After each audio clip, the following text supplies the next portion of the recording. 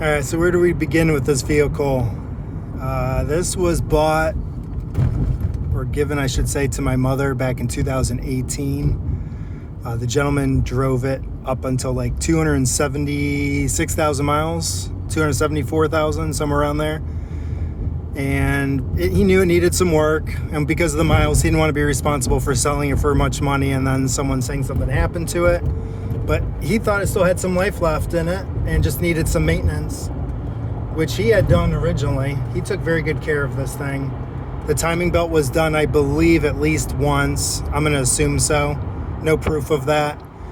When I checked it, or did it, I should say, at the 275,000 mark, it was definitely needed. It was cracking, glazed.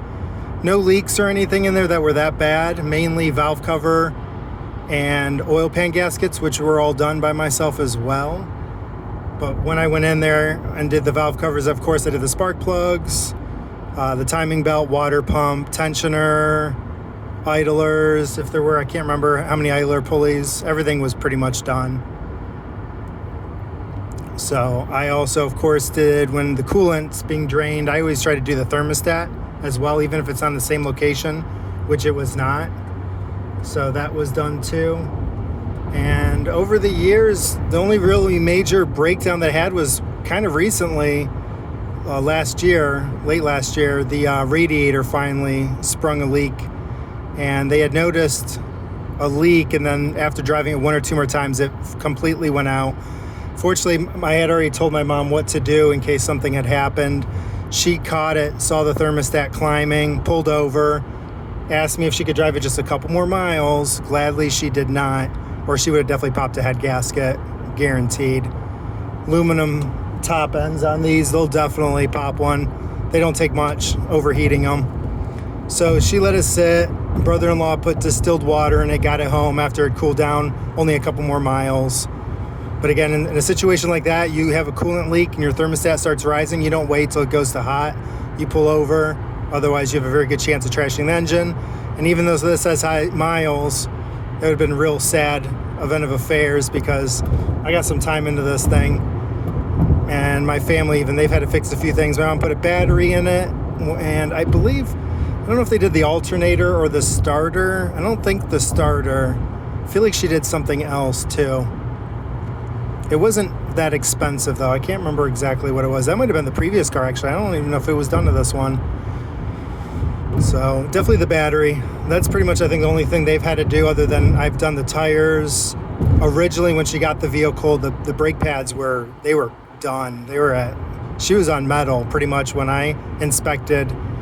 I can't remember if it was the front or rear, so I went through and just did everything, put everything fresh, pads, rotors, and then also we bled the brake system as well, put fresh brake fluid in it, which is, they're on the side of a mountain, so I definitely didn't want to have some old fluid in there.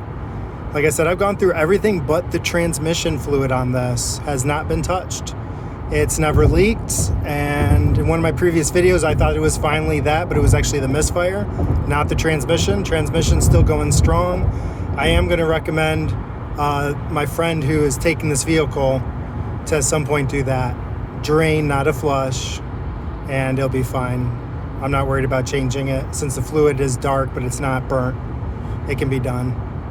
So this car has, again, many years. Honestly, I hate to say it, but if they ever get rid of it, some kid gets it, they'll probably total it out, just because every kid learning how to drive, especially somewhere like this, is chaotic. The first year, they're almost guaranteed to total it. So anyways, about to get into some traffic, get off of here. I just wanted to go through everything pretty much done to this vehicle since ownership, or since my mom got it back in 2018. Again, she hasn't put many miles on it, but it was a daily. She was driving it at least 5 days a week. Granted, no more than 10, 15 miles total. So short trips are hard on a vehicle though, and she's not hard on them. And since the maintenance has been kept up, and this is just a cockroach of a vehicle, meaning it's an absolute reliable tank, all that with that combination is this thing's got a lot of life left in it. So, and the new owners, they're actually only going to be driving it, same thing, about 5-6 miles one way to work and back, and that's pretty much it. So it's going to continue what's been going on the last half a decade, for hopefully maybe another half a decade. We'll see. I'm glad it's still going to be around though, and the people getting it, I know, so I can just keep an eye on it, and I don't really think they're going to have much work to do. It does need the front struts. Those, I believe, are original. They're definitely on their way out. It might not even pass inspection for them. It's borderline. We'll see. I'll leave that up to them if they want to replace them or not. I don't recommend this. I did replace one of the rears, not both. You should always do them in pairs. I did one. I was visiting, and the one was completely going out. And so they only had that one side in stock at one of the parts stores. So I grabbed it and just replaced it on the spot.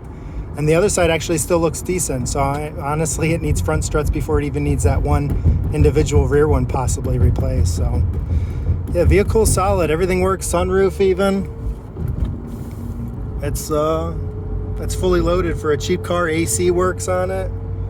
It's got a little bit of a hum, which is definitely the torque converter for the transmission. I can hear it. The whine, hum, whatever goes up with the engine speed. It's not bad though, and this thing shifts like absolute butter. It honestly shifts better than a lot of newer vehicles I've been in. That's either trying to find a gear or just if say you're not perfectly right on spot on with the throttle with how they have it set up for the shift points.